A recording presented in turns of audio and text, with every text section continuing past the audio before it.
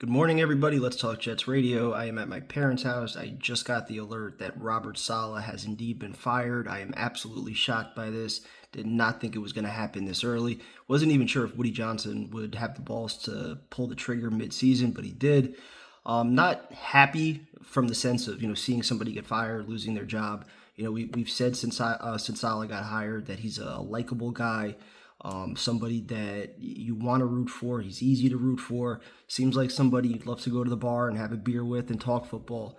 But when it comes to being the head coach of a football team, whatever he's doing to have his team prepared and practice during the week, not working. When it comes to holding players accountable, hasn't been working. You see the body language on the sidelines. You see the respect factor.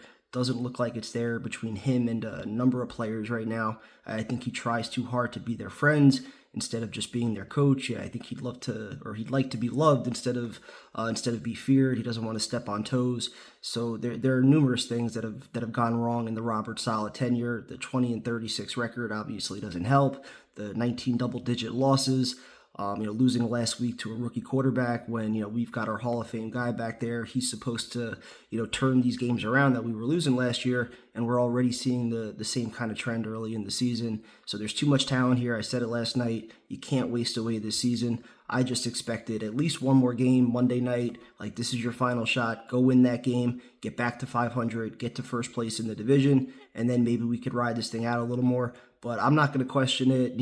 He's had more time than many other coaches in the NFL and still hasn't turned it around. So you want to do what you can to salvage this season. I wouldn't be shocked at all if Rodgers also was talked to prior to this decision being made, just as far as whether or not he'd like him to stay, or if he'd prefer a change, or if he was just indifferent. But I'm happy that Woody Johnson pulled the trigger, because you got to do everything you can to save this season. And clearly, we don't have the advantage from a coaching perspective right now. So they made the change. I'll do a little bit longer video later on once all the details come out. But for right now, Jeff Ulbrich, you are the man. Let's go.